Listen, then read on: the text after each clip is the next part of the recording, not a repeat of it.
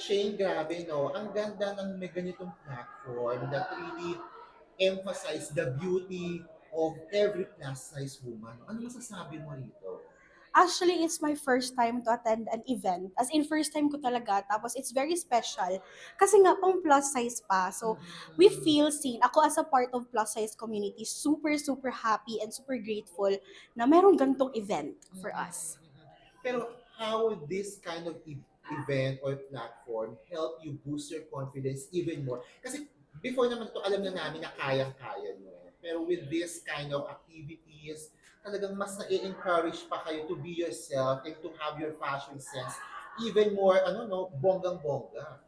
So, mas if nakikita mo sa phones ng mga tao na mayroong mga plus size, na-empower ka na. What more, pag nasa personal na face to face ko nang nakikita sila, 'di ba? So, more on self-esteem yung naa-add pag nakikita kong kaya nila, kaya ko rin as a plus size. Mm.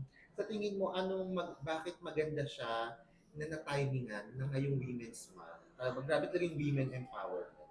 So it's women, sobrang daming categories sa isang babae. May mga maninipes, matataba, and of course, kasali kaming mga plus size din. So saktong-sakto nga na this event is ngayon, tapos saktong-sakto pa, Women's Month pa. So we have the time talaga to celebrate ourselves.